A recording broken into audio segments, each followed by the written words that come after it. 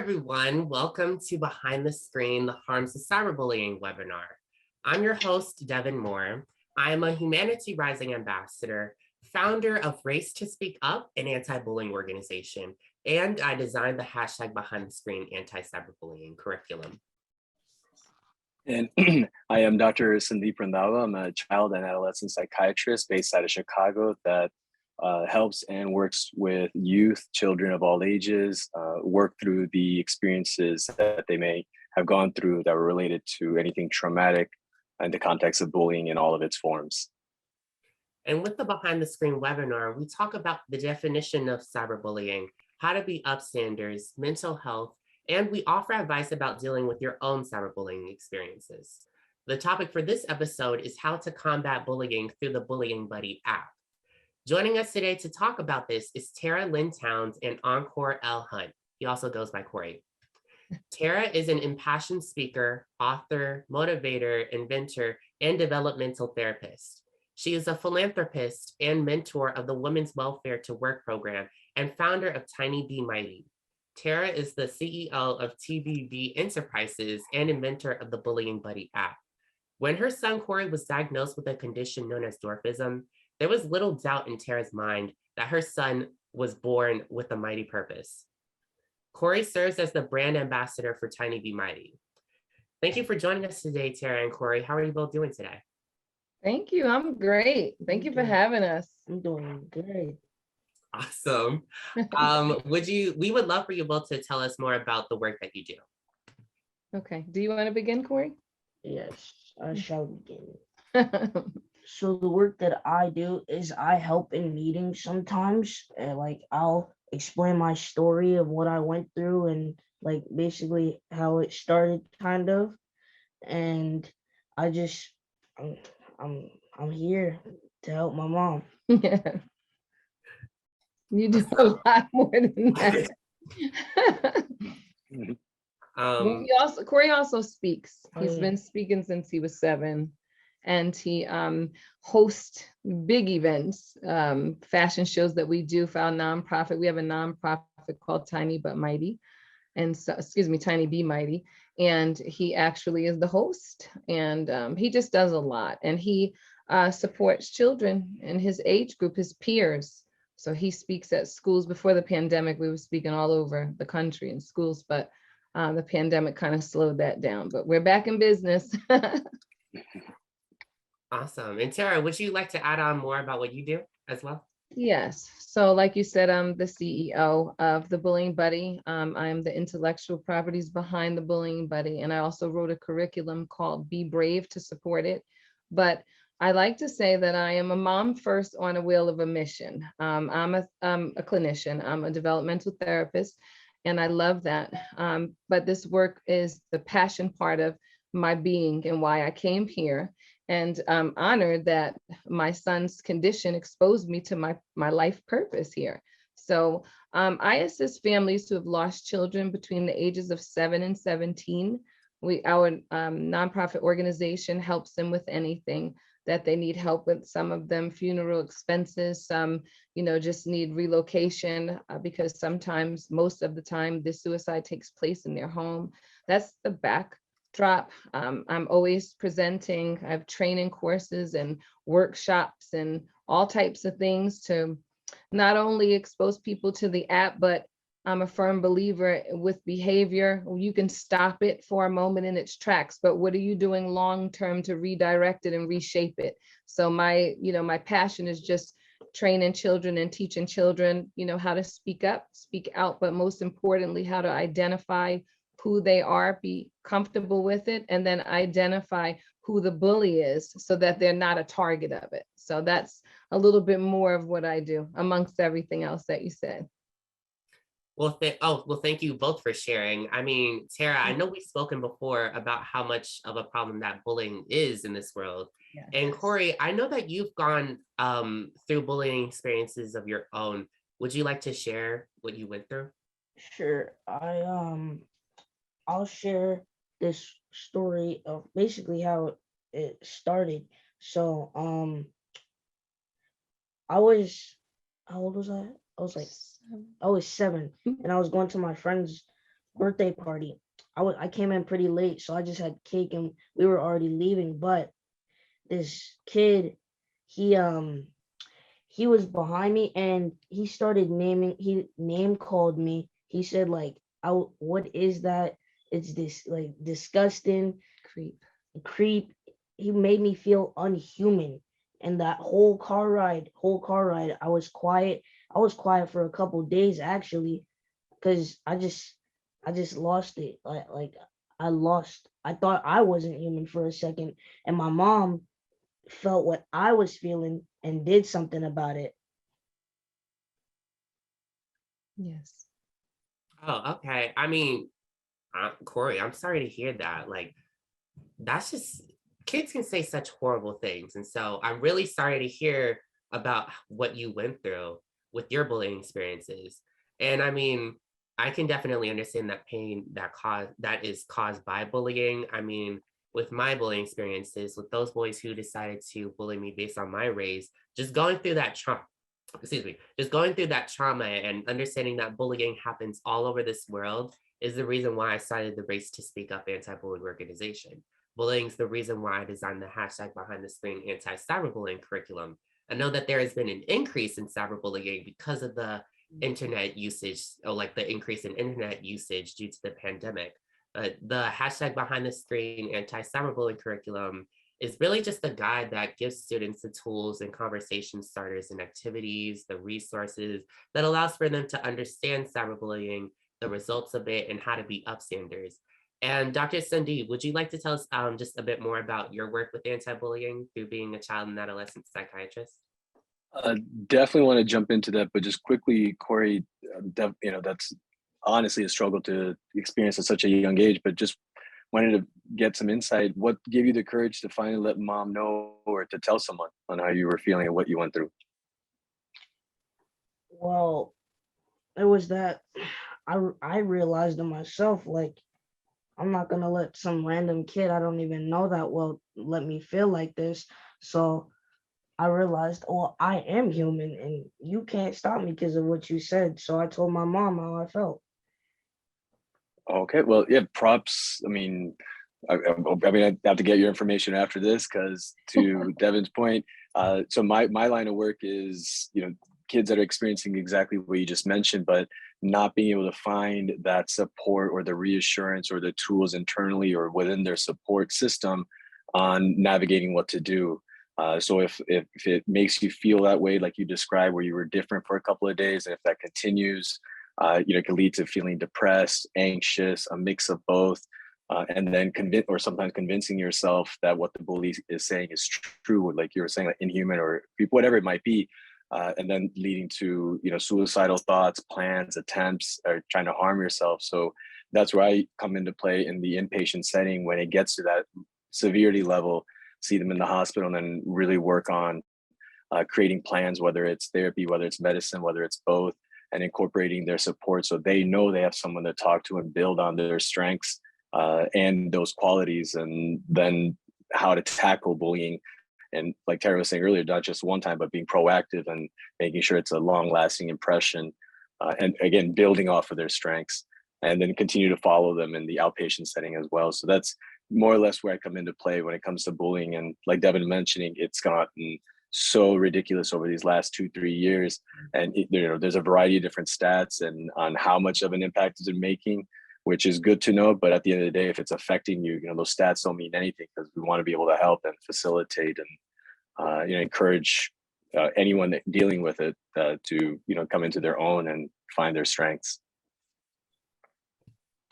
Yeah, so Corey, I mean, I know that your mom, of course, she helped you with your bullying situations, but were there any students who stood up for you? Who stood up for me? Yeah. Um, I wouldn't say stood up for me, but I'd say comfort me. Like I had like four little friends. I I've gotten bullied in middle school, but at my age more, I don't accept bullying, so I don't get bullied that much. But when I was younger, when it really happened, I had like four little friends, so they'd comfort me after the fact, but they wouldn't do it while getting bullied, Okay, I see what you're saying. And so, Tara, like, I mean, I know you have the Bullying Buddy app. Do you think that if we had the Bullying Buddy app during the time that your son was getting bullied, that this wouldn't really have been a problem? Or do you still think that people would have still decided to continue and say such hurtful and mean things? Okay, Devin, can you repeat the question because something was in and it distracted me. I know So I, y'all good. So okay. I was just asking, I know you have the Bullying Buddy app. If we had this during the time of, when Corey was really getting bullied, do you think that it would be less of a problem, or do you still think that those bullies would have decided to target Corey? No, I believe that the app it's a tool, right? I mean, we need many tools to combat this monster. But when you have a tool in your pocket that kind of goes with the flow of what society's doing with the kids, we love technology, they love technology, you guys use technology. And so having that to stand up for you, so to speak, like Dr. Sundeep said, did you have anyone, you asked the question, did you have anyone, or what makes you feel like you were able to tell your mom? Well, I was basically the human part of what this app does. I was always being open to hearing his day, which I get into with parents. I do training with parents as well, parents who are raising the bullies. I have a book coming out very soon, Are You Raising a Bully? And it's really interesting because it breaks down the three components, in my opinion, through my research is, the person who bullies, the watcher, who's a very interesting character, and the receiver of the bullying, because we don't want to call anyone a victim. We want to empower people. But I feel that what the app does in general is that it distracts the bully, number one, and it really, it's like a deterrent more than anything. But the wonderful thing is that it records in real time. And so there's no lying anymore and who did this, or he hit me first, or I did this and this. It's not, you can't do that with this. It tells the truth. And that's something that through my research, for years prior to this app, the birth of this app, is that when I talk to adolescents, when I talk to teachers and principals, what I hear is that I don't see it, I don't know, then the story changes and we don't know who to believe. And then the kiddos feel like, hey, I'm not lying, so what's the point of speaking up, because they don't believe me anyway. The whole thing, in my opinion, the breakdown is that the children don't feel comfortable enough in the support realm. And so they're keeping it quiet, and I call it stuffing. They're just stuffing until they can't take it anymore. And they either take their lives or become bullies themselves because of the, suppressing their emotions. But I feel that if Corey had the app, I know I would see it. So it wouldn't have had to go on that long. This is the thing of catching it in the essence of when it first begins, because we get it kind of later on or not at all, right? And so that's what makes them feel like no one, they're an island, they're all isolated in this, and it's the end of the world and it's never going to go away. And that's why they don't have to be here anymore, when in fact, it's just a phase, and they won't even see that person again in life, and they'll have their own life, but they don't see that yet. Everything is in the moment for an adolescent. So this definitely is something that will definitely help kiddos in the moment feel like, hey, I do have support. I do have, we call it, the friend in the pocket. That's why I named it the bullying buddy. It's your buddy.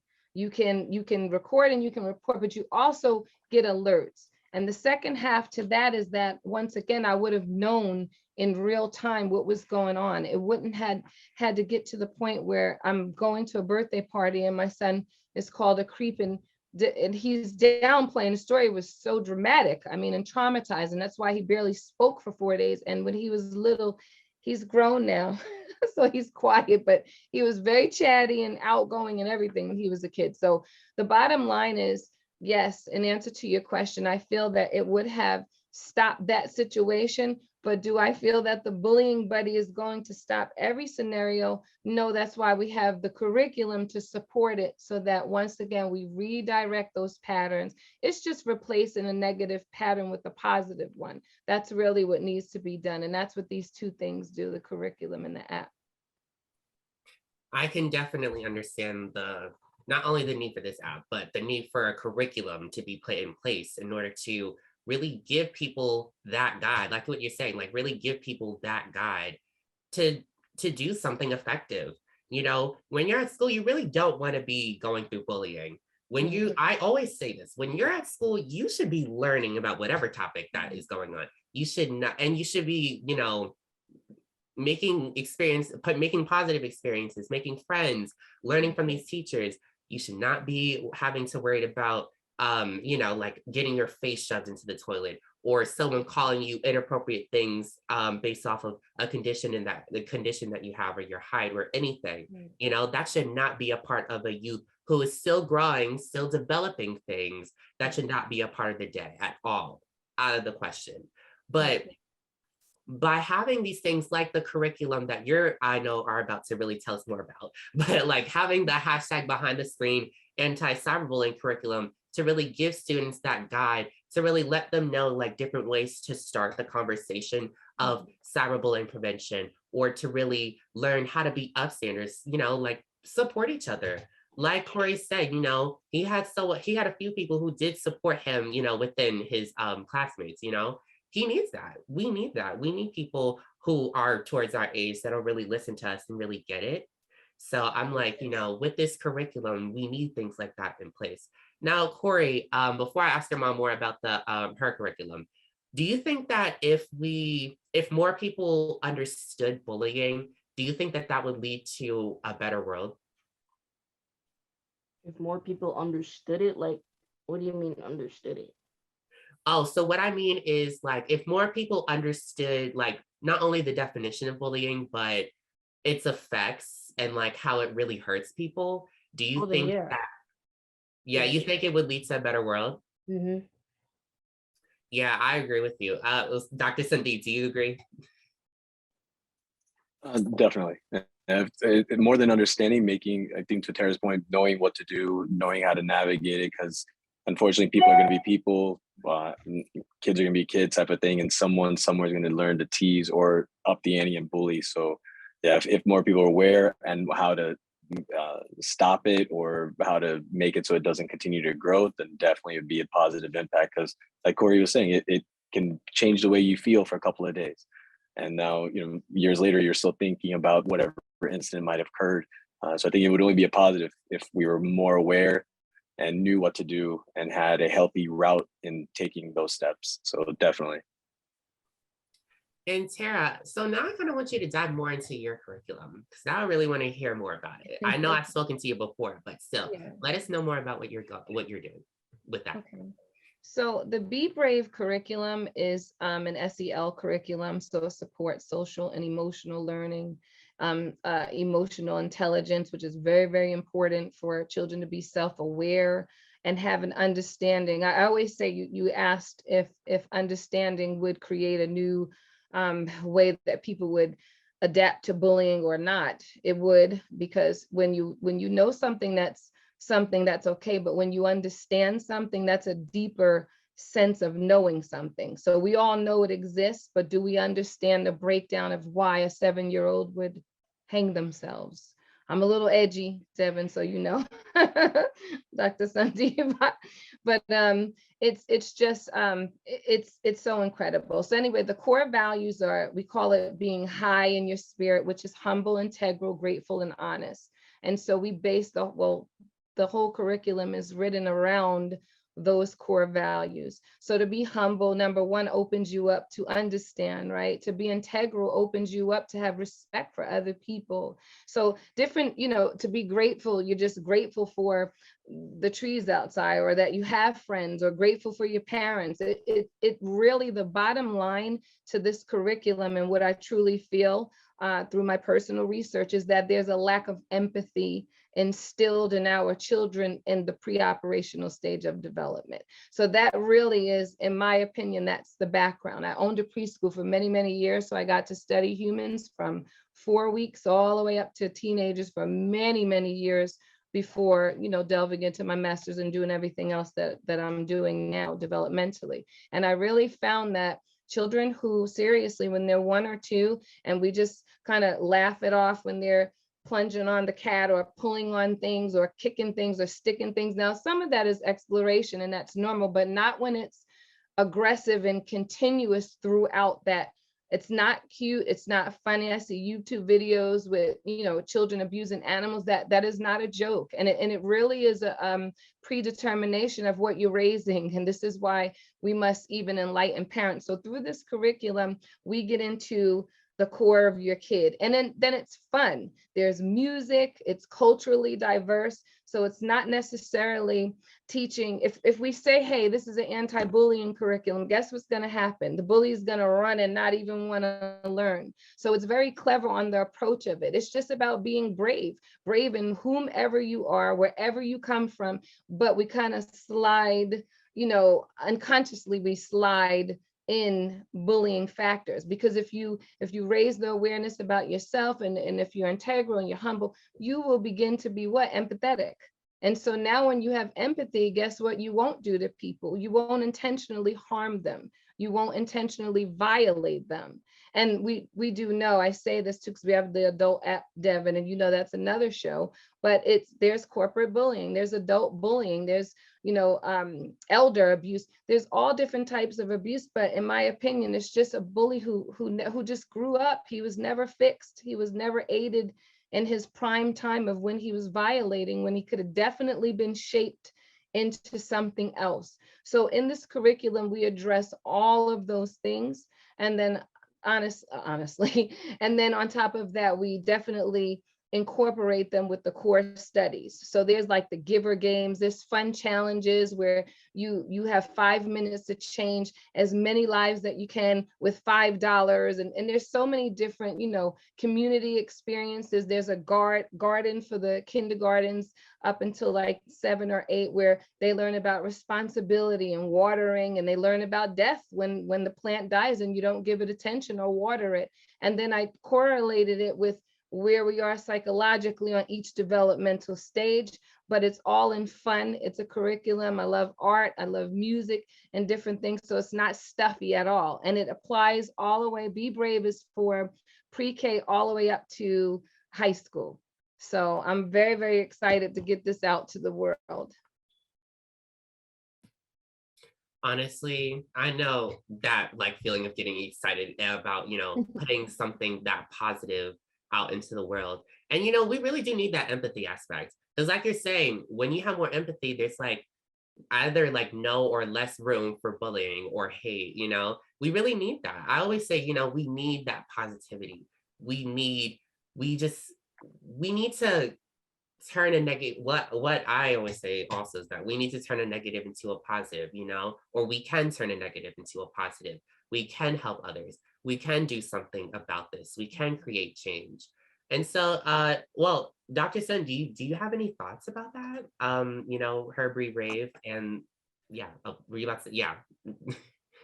No, I think going off of the empathy thing is huge, because at the core, it comes down to, do you know what is right and wrong, and who's reinforcing that right and wrong, right? And around 2, 3, 4, we start to imprint all of that and then model behavior from our parents. And if they're, like Tara was saying, they're promoting it or laughing it off, it's only going to let whoever, the kid think that what they're doing is right, and then not realize, no, there could be wrong, it could be hurting someone.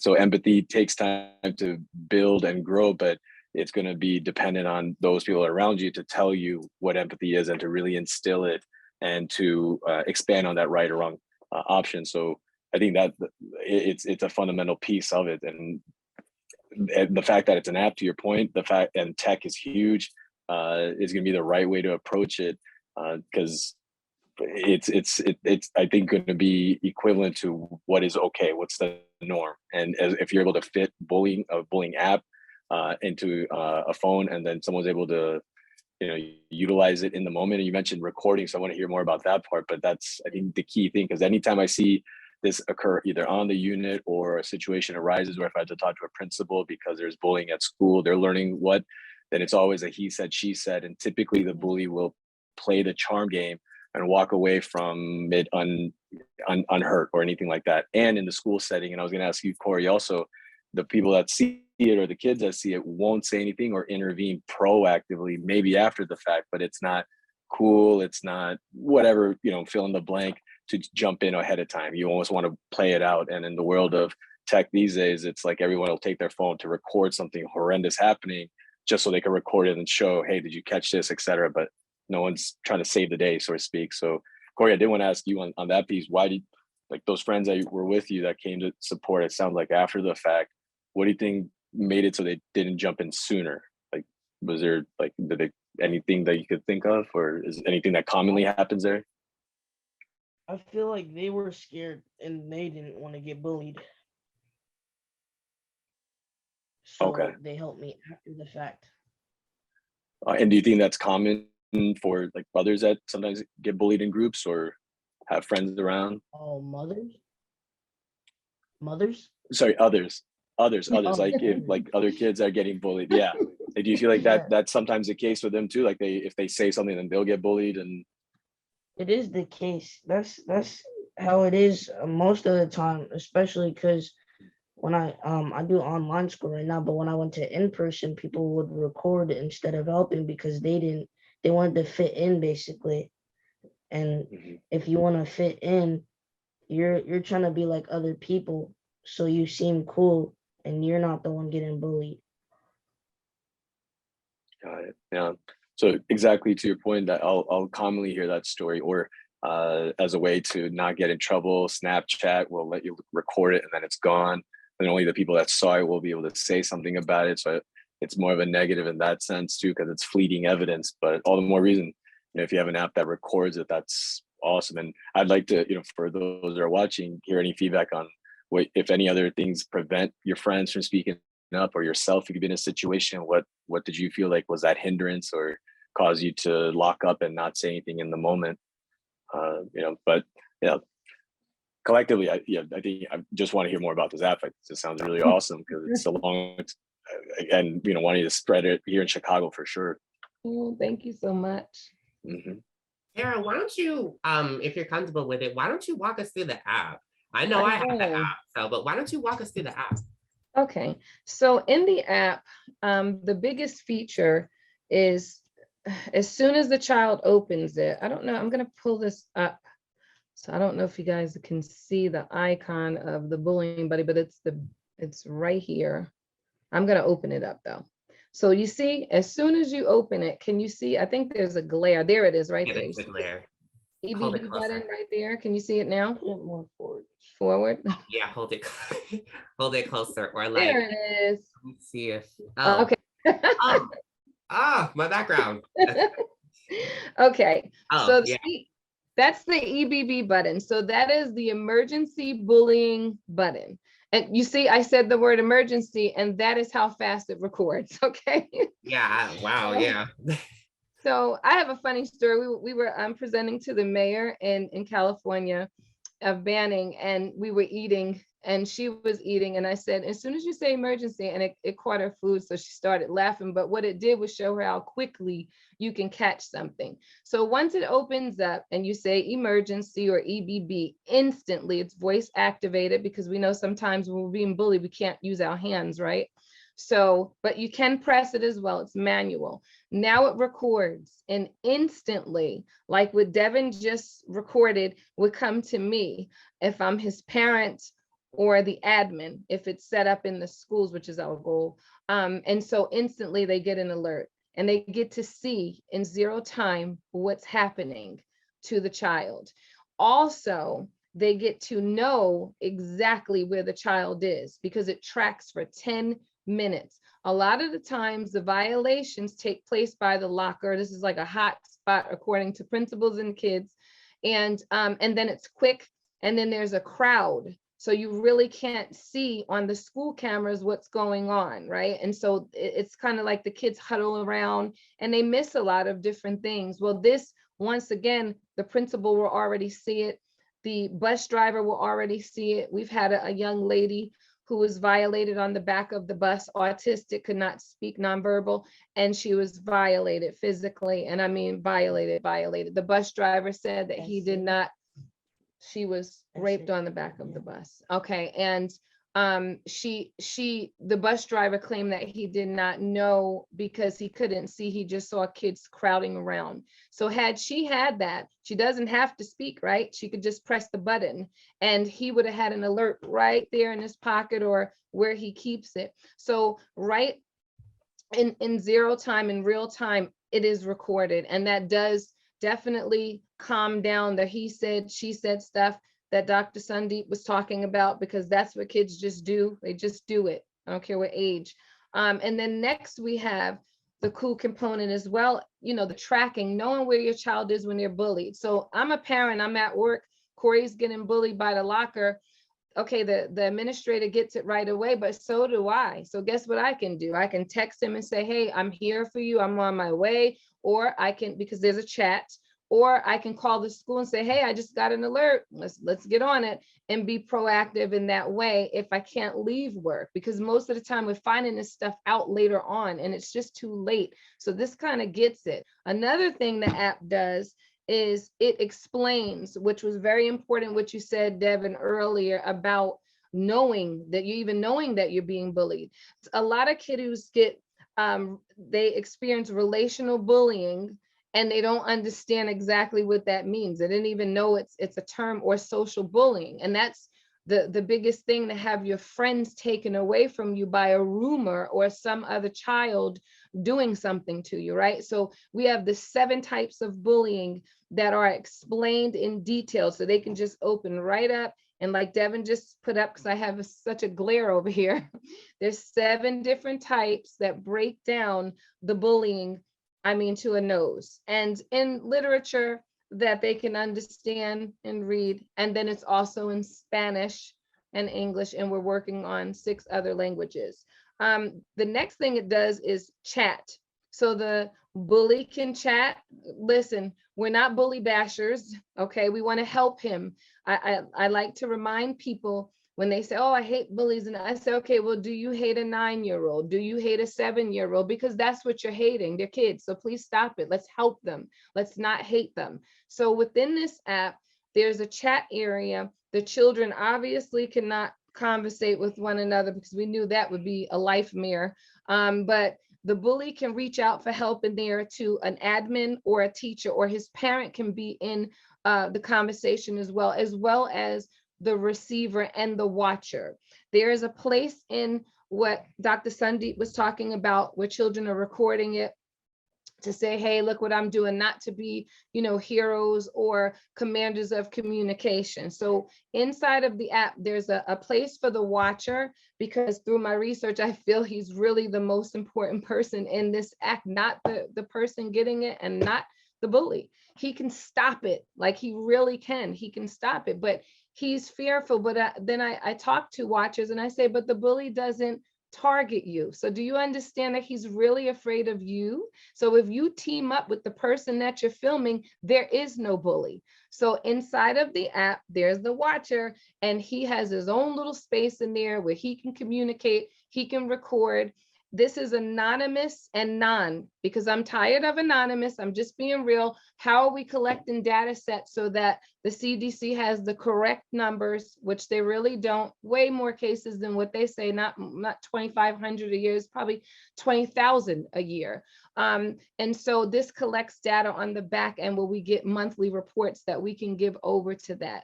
Also inside the app, there's a bereavement.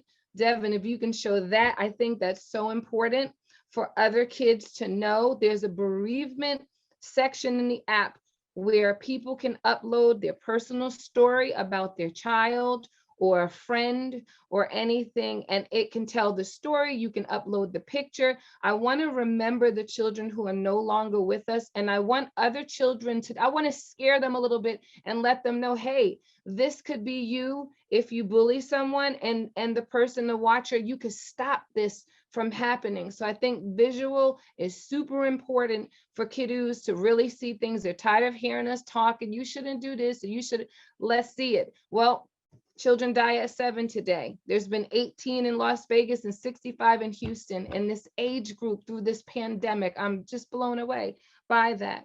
Another thing in the app we have is the big thing, and that's what we're talking about today, is the cyberbullying component.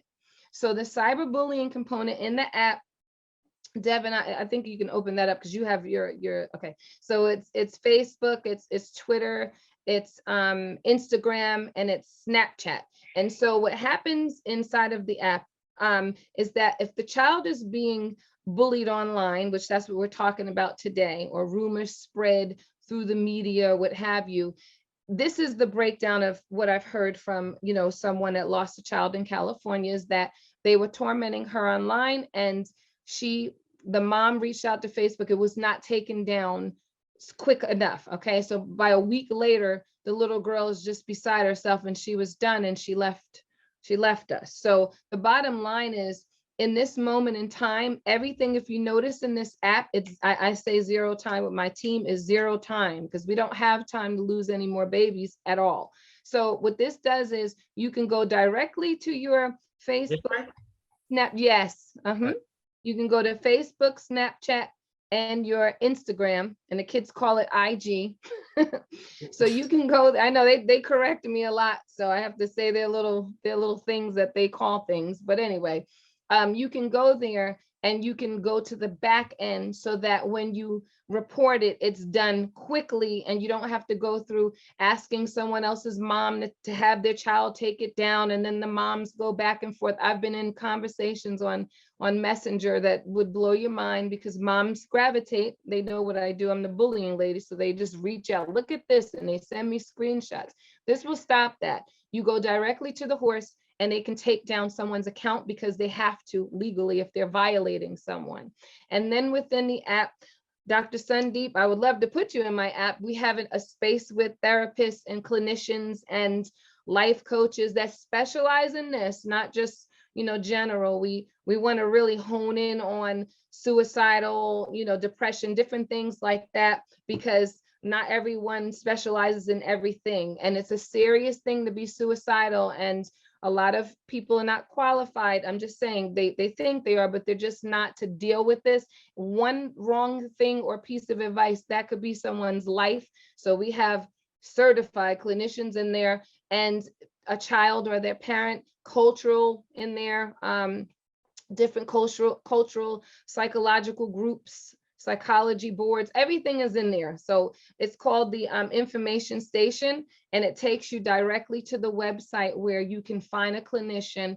The suicide prevention runs through the app, runs through my website, and it's through the app. So if someone's contemplating those thoughts, right there, they can go right there, and they can get the support that they need in 0 time. And then, lastly, and not lastly, I mean, the app does so much, but when you go to my online on the website, there's 2 places on my website, but you can also have us come out and train your school, train the hospitals, anywhere where there's children, having these thoughts. I lead that department. I also advise schools on bullying and consult on bullying and the things, how to prevent it, recognize it, and how to support not just the child being bullied, but the bully. I'm going to keep saying that, because if we remove him, we don't have the pandemic within a pandemic situation that we're experiencing. So, and it's easy. Devin, you see how all of those things were so organized. You just click on it.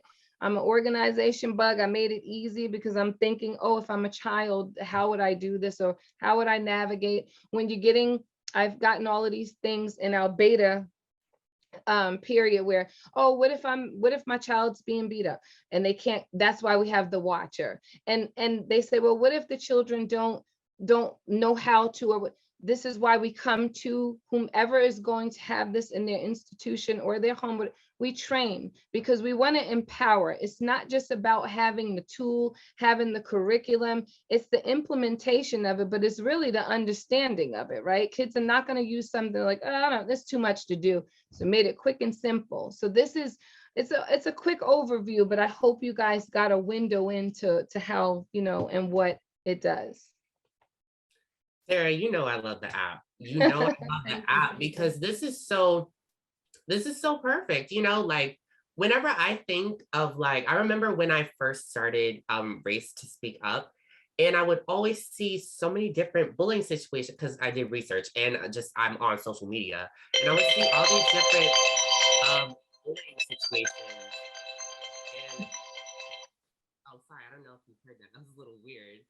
But I would always see these different bullying situations, and I'm like, I feel like the bullying, but or if they had the bullying buddy app, that would be perfect. You know, that would be something that's so beneficial that allows for them to really, really. Sorry, Devin, we can't hear you.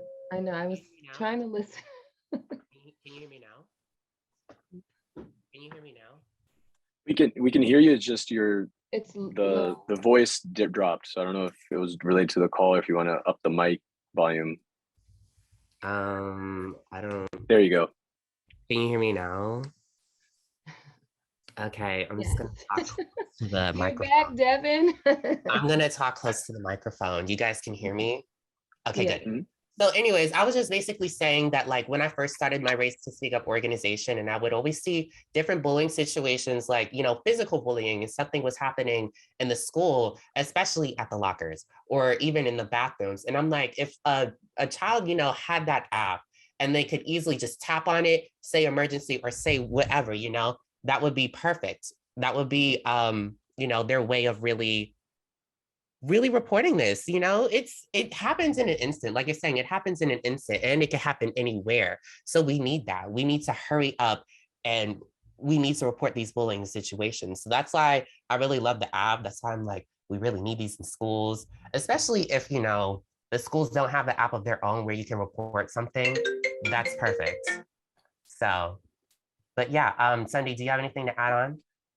The only thing, I mean, again, the app sounds awesome. I love how informative it was, and Devin, great job, Vanna Whiting it for us and presenting it. But the one thing you know that I've seen come across on the inpatient side is, and the only concern, I don't know if I wanted to get some feedback from you, is that emergency part. Because if, let's say, this app becomes more known and kids or bullies know of the app, and then you say that word, my only concern would be that just saying emergency would then lead to more bullying in that moment. Be like, oh, you know, you're going to go ahead and say it. Meaning, is there an option, or maybe you're thinking about in the future, to be able to still get that emergency kind of narrative, but maybe switching up the word so the person using the app has their own kind of safe word, and so only they could trigger it. You know, so that way the bully doesn't know that they're being recorded, allows the bully to be the bully, and then you get that true. The trueness of them being the bully in all its form, because I could see emergency maybe hindering them from doing what they're about to do, which is great. But Yeah. I'm seeing if they're only going to go somewhere else to do it at someone else, then it wouldn't really deter the way we're hoping to. So that would be the only thing, that feedback I would want to give. And otherwise, it sounds like more than, I mean, the fact that you have all the resources there is great, because after it happens, so many parents, schools, teachers don't know what to do. So if it's all in one area, that's awesome. Yes. No, I really respect that. And it was a thought initially. And you can do two things to set well, first of all, you can do it manually, so you don't have to say emergency, but you also can say EBB. So that is, you know, the little code, so that if you don't want to expose, hey, emergency. But yes, what I thought about was that my whole thing with a bully or anyone who violates is to deter, because it's such a massive topic. It's such a massive issue. It's been around. Like, my dad's 81 and he's like, what happened to just going to punch the bully in the nose and then we're all friends afterwards? I said, Dad, please, if you do that today, you come and the whole classroom is shot up. It's just not that time anymore. It's not, let's all be friends with a little poke in the nose. That's not the era that we're in. So you know, like I said, my whole theme is just to redirect and to rebuild, to, you know, to negate from negative patterns, replace them with positive, but it's to deter. So that's one thing that's I'm serious. It has come up, and it is a very good point. But that is how we address that one with, hold on a second, I'm sorry. We address that with just the trainings, because I also had the counterpart to that is, okay, you know, kids, so what if they just do it anyway and they're not being bullied? Because I said, okay, so we can't stop everything. Because that is a parent asked that, like, okay, I know my son likes to horse around so much, like, what if he just does this and I'm just keep getting alerts? So obviously the whole goal, the entire goal, is to train, retrain, redirect, once again, and then just, instill new patterns. But definitely that is something to, to think about. And it's great how you mentioned being able to educate whoever, a parent or someone else on, this is an 8-year-old, a 9-year-old, a 10-year-old, and they just don't know any better. Sure, it's intense, but it allows you to then correct it and see, you want to see, basically gauge that this is the best that they can do. They think it's right. They think it's cool, whatever it might be, but it doesn't need more hate or another bully to turn, someone to turn into a bully to bully someone else or anything like that. But it's great the way you're describing, educating, and really being neutral and such an optimistic with perspective. Thank you. Appreciate it. Yeah, I agree. And now I want to actually turn a little bit of the attention to the audience. So for everyone who is watching, I want to ask you guys, what comes to mind when you hear the word bully? So feel free to put it in the chat.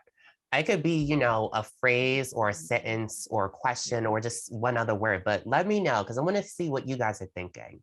But now let's start with Corey. So Corey, what do you think of when you hear the word bully?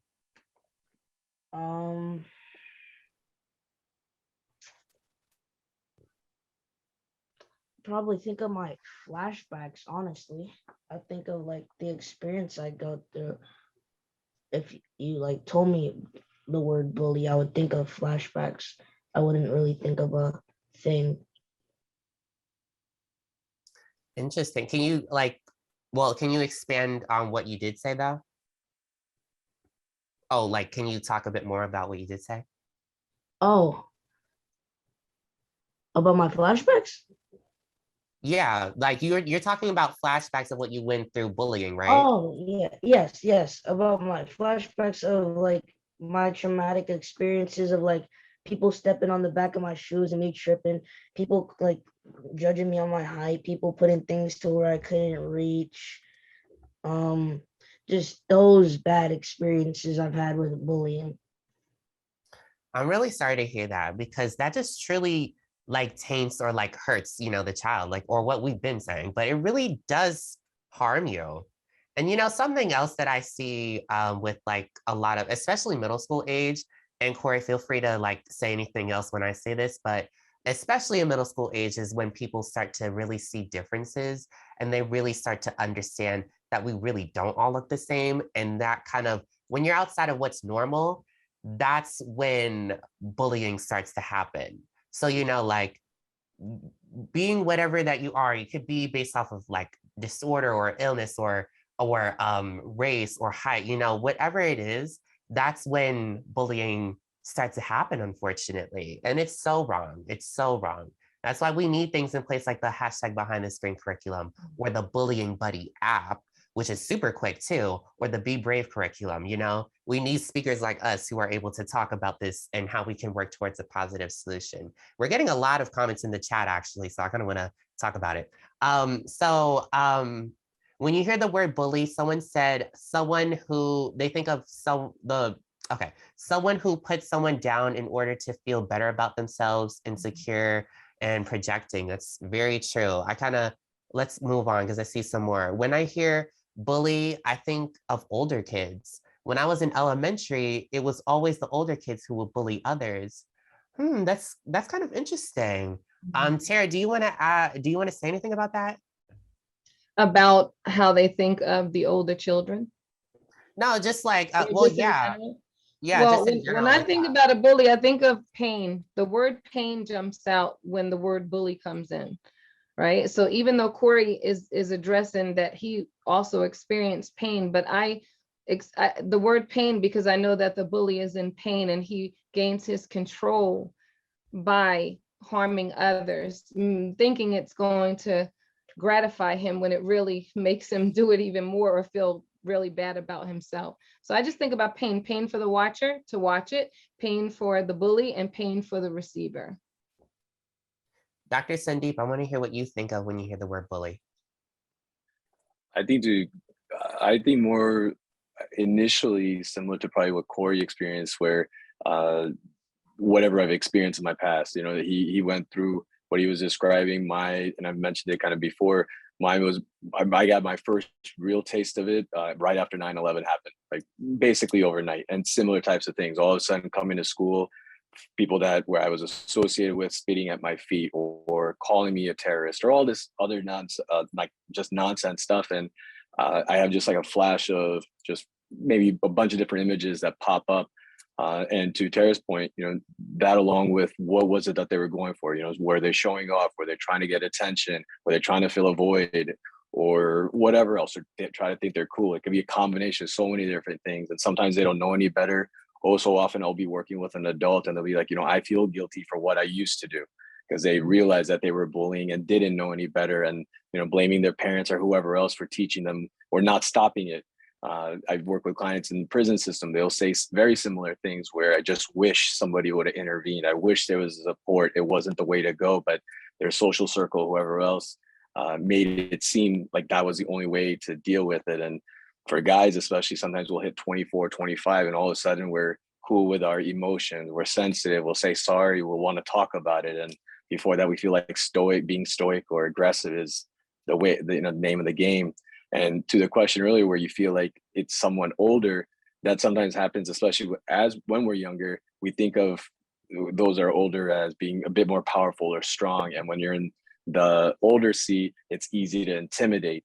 And sometimes with older kids, I've seen in the high school status with, let's say freshman and a senior or something like that dynamic, they might try to intimidate, but not know that they're bullying. Right. But their intention wasn't to hurt, but their one level of intimidation led to such an impact to that freshman or sophomore. So it's not that every single one wants to be a bully and has that intent, but one thing can lead to that type of cascade of events. And to Tara, your point, you mentioned your father or others that were experiencing it once upon a time, where a punch would do the trick. I feel like that was even the case with when I was growing up, but now with cyberbullying, everyone's got a phone. You can keep getting bullied when you walk off to school. Yes. It's not just there. Once upon a time, it was easy to, once you leave, you're cool, no added stress. Now you have to worry, did I do anything wrong? Did somebody take a compromising photo or going to Photoshop me, et cetera? Because I've heard it all, and I think there was another comment on what kind of factors are, what is a bully or who is a bully. And you just really want to know that it could literally be anyone. It's asexual. There's no stereotype. We think of a stereotype, but there isn't one. Every socioeconomic class. The only thing that's common is that home environment tends to be somewhat chaotic, where, like I was saying earlier, if someone's there to help you learn good from bad, but someone that's getting bullied might not be getting that love or support at home, so they feel the need to project onto someone that they feel is weaker. So they might overtly do it or covertly do it, which is what we're talking about on the cyber side. And there is that, to the empathy point, that lack of positive social behavior, like, hey, be nice.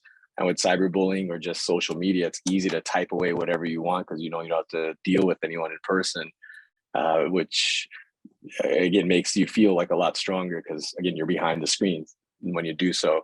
And lastly, you get easy access to any victim. You just need to know their handle, your IG handle, your social, whatever. And I can say whatever. And then if you block me, I create a new handle. You block me again, another handle. The good thing now is, though, IG and Facebook have made they put more effort into being able to take this away. Because at circa, let's say 7-8 years ago, before the mental health movement really started to push on the social media side, I would hear of the most horrendous things on Facebook pages or Instagram pages where, like, all right, what do you think of this kid? And whoever got the most likes was the most teased. And then they would try to get another compromising photo of said kid and then see how many comments they would get. And the person posting it would stay anonymous, but the kid that was experiencing it would then become depressed, suicidal, and they had nothing to do with anything. They were just going about their day. So I mean, there's so many different components of it when I think of a bully. But I think it just goes all over the place, from the youth that I help with to my personal experiences. But I think that helps me then navigate and empathize with someone experiencing it, because also often I'll see a kid that says, well, I can tell you, but you don't know what I've gone through. I'm like, yo, don't let the tie fool you. Try me. If you got color in your skin, if you got or no color in your skin, people are going to say shit. That's just the way it is. Yeah. And learning how to deal with it, having a curriculum, I think will hopefully get us to a point where when you think of bully, you don't have that one person that comes to mind because you didn't have to experience it, which would be awesome.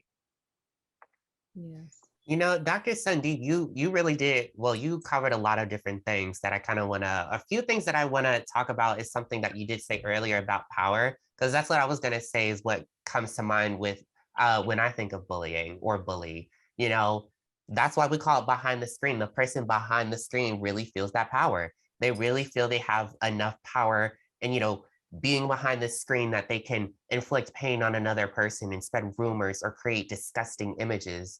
That's one of the main things that I think of, but like you said, there are a bunch of different aspects that come to mind. Like when I hear bullying, I just go straight back into that moment where those boys created those racist images, putting my face onto a gorilla suit and putting my face with a gun to my head, and then sending me a meme literally saying Black people aren't functioning members of society. You know, going through that really can destroy a person. It really just goes down a dark road. And, you know, you need people to be there for you. You need those upstanders. You need support. You need people to just talk to and learn from, or like what is going on in their lives too, and see who you can relate to, who you can have this open conversation with. And I kind of want to talk about more of these comments too. Someone said, I think of someone being mean to someone else because of their differences and causing physical, emotional, or social harm as an effect. Very true. Someone who feels better when insulting people because of their own insecurities. That's actually very true. Another aspect is definitely jealousy.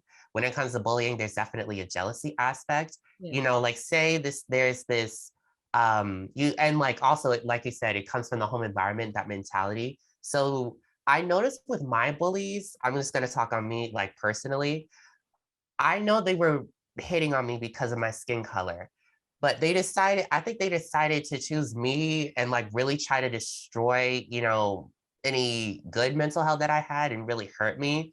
I think they saw me as like an opponent because not only am I Black, but I'm a smart Black person. You know, I'm intelligent, I'm educated, my parents educate me. I've learned a lot of things over the years and now going on to now too, you know, but they saw me as a smart Black person. They saw me as someone getting a bunch of great grades and talking, you know, with like elegantly, like I have, you know, I know what I'm saying, I know what I'm talking about, and I know how to get the point across. So I realized that also may be a jealousy aspect, which is something I don't necessarily know if a lot of people think about when they talk, or at least maybe a lot of people my age think about when they're talking about bullying, but that's just something that I've noticed. And then also another chat I see is when I think of the word bully, I think of someone who's also been bullied in the past, hurt people, someone who has been through stuff in the past, which makes them bully others. Yeah, one thing that I did say, I know I just said it just now, hurt people hurt people.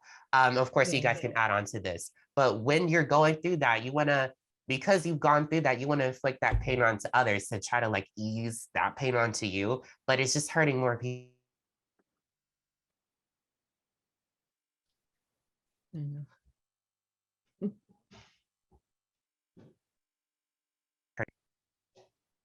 I know. I think I cut We out. lost you. Yeah, we lost you for a second. I was just saying hurt people hurt people. Well, what if you like to continue, Sarah? Do you have any, or Corey, do you have anything else that you'd like to add on? I'd like to just say that for the viewers watching, you should definitely download the app if you have kids or if you are one. You should definitely download the app.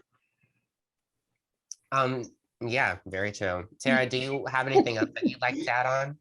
I did. I wanted to say something that I think everyone really should pay attention to deeply, and that's just exposing children to diversity very early.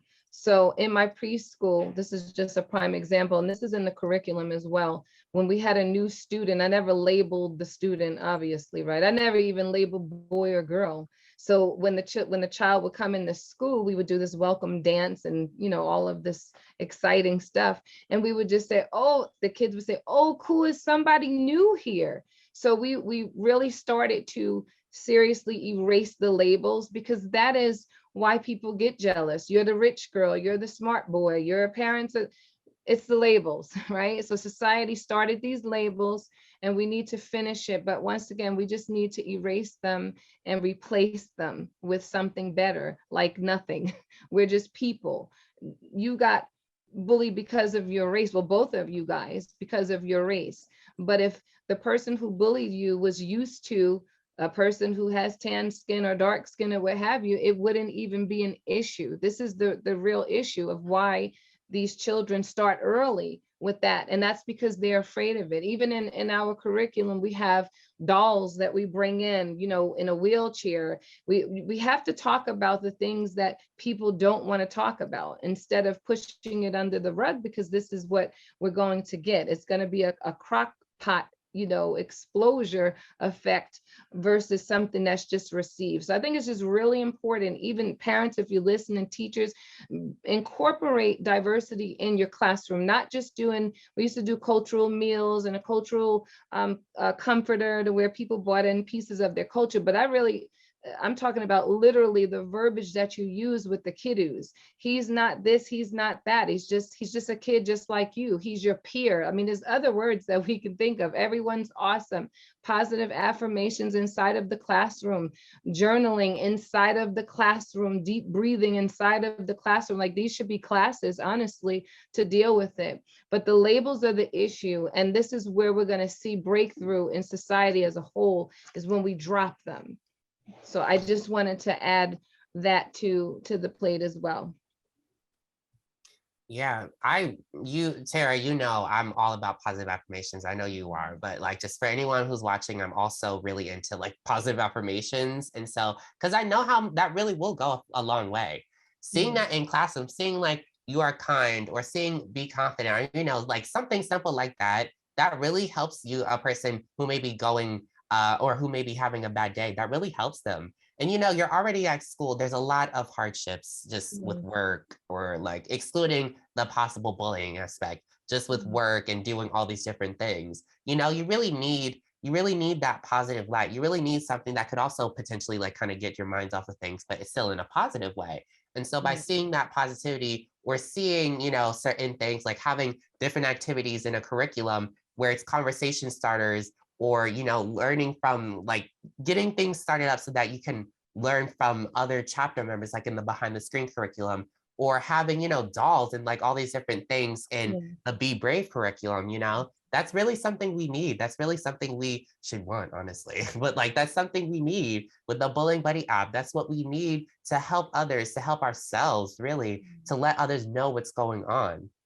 Right, it's fear. It's a big fear. It's all fear. I mean, the person being bullied is fearful of the bully. The watcher's fearful of the bully. The bully's fearful. Literally, he's a scared kid. Once again, he gains his power, he thinks, by harming others, but deep down inside, he doesn't want to do it. I mean, we do have, you know, Dr. Sandeep, you can even expand on that. We do have children who are just socially disconnected from feeling because of intense trauma, but the average bully really doesn't want to do that. Even if he's being tough, that's his exterior, because there's something going on. And I also wanted to mention, for siblings, big brothers and sisters, your examples, they're looking up to you even more than the parents. They're modeling the big brother and the big sister. So yeah, you can horse around with your brother and, you know, wrestle and do things, but when you constantly tease and taunt seriously and violate physically, we're no longer in sibling rivalry. You are really being a bully, and what you're doing is shaping someone who really looks up to you, and they're going, oh, he's doing it to me at home. He's cool because of this. This is my big brother. This is my big sister. So I'm going to do it back. So guys, be mindful of the example that you're setting in front of the kids. Yeah. And that just also sounds like an example of hurt people too, in a way, you know, you're inflicting that pain that you're also learning from the sibling onto others. Now I want to open it up to Q&A, because I know that we do have a few questions.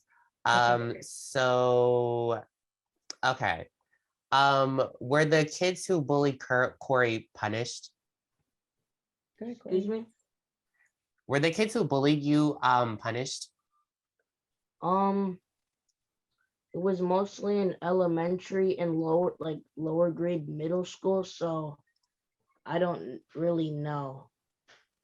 I would like to answer that because he really didn't. The protocol, unfortunately, in the school, and this is something that, we want to change as well with our policies and procedures, is that the parents were the only ones really talked to. So the principal talked to the kid without Corey, and then talked to Corey, and then called me. And I'm saying, can we just call the other parent and the children in? Because I think it would be awesome to bring us in a group if everyone feels safe in that environment. And he said, I would love that, but there's so many different laws that you can't, some parents, they can retaliate outside of the school on each other and different things like that. But I think it's really sad because I really feel that if the child was involved in the healing, they would heal.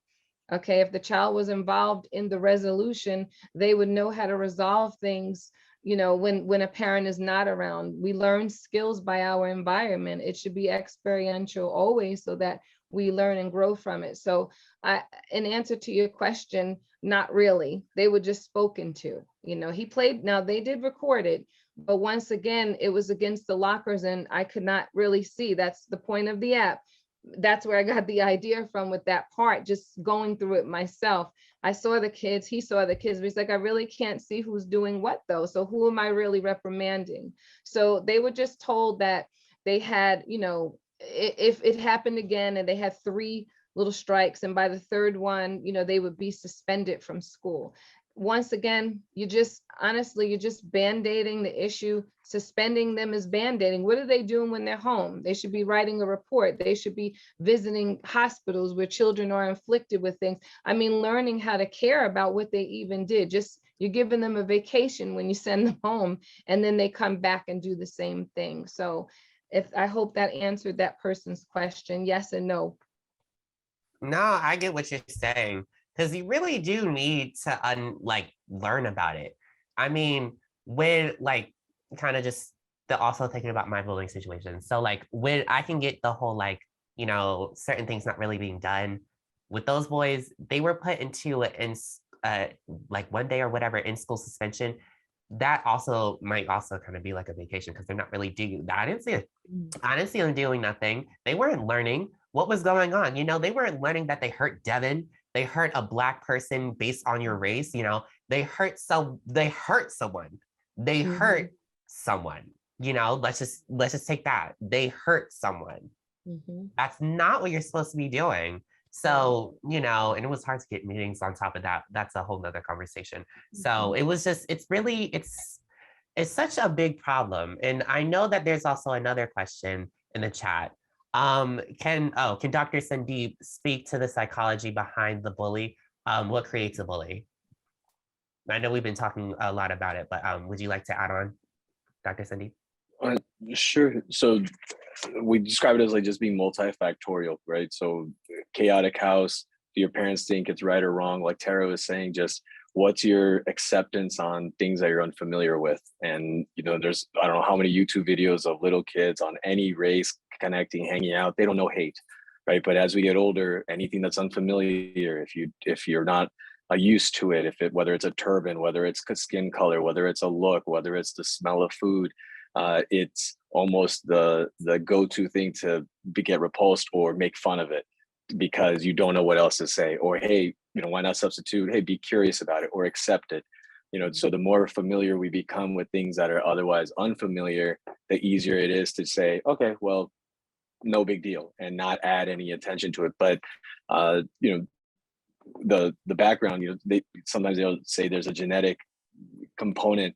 It's not so much genetic as it is just personalities of what your parents or your caregivers are modeling, right? So if you're unfamiliar, your go-to person is going to be ask questions to your parents, and then if they tell you something that's skewed, then that's going to flavor what you think and then make you react in a certain way, right? And you'll model their statements to another kid or another youth. The only difference is when we're 12, 13 or younger, we can't really think outside the box. We can't think of the repercussions of our statements. We can't think abstractly. So we won't even know that we're hurting the feelings of somebody else. And by the time we do, it could be too late. And to Tara's point, and even with these consequences, a lot of schools and others will will think of this as something criminal. Okay, you're getting punished, but that's counterproductive, because if you punish a bully, what's going to end up happening? They're going to most likely do it again or double down on trying to get you in a different way. And going to my earlier point, as long as I have access, I can find you one way or another, kind of thing. So it shouldn't be punishment. It should be just some type of positive reinforcement with them and holding them accountable. I think some of the best laws in the country are in northern Wisconsin and northern New York, where if you don't deal with a bully in the home setting, then the parents are accountable, and all of a sudden bullying goes away. In New York, you get fined. In Wisconsin, there's a zero tolerance. If your son or daughter is the bully, then the parents have to come to school, and then they almost have their own parent-teacher conference for the parent. And then they have to sign a paper that if this fails, or if they don't start implementing right and wrong in the home and have them really talk about what they've been doing, then they're going to get they'll get either jail time or a fee that they have to pay that will just continue to increase from 333 to 666 and more and more and more. So that then can deter, because you know that in your safe zone, being your home, you're going to have consequences. And sometimes at the end of the day, it's our parents that will put us in our place the most in a healthy way, with, again, understanding right and wrong. But again, it's multifactorial. And once upon a time, there was a cliche, there was a stereotype, because it was what's going on at school and in the physical presence. But now, because it's behind the screen, anytime, anywhere, it could be for any reason. I make a comment just so my friends will see and then like it, or like how many, and then gauge how many likes I get.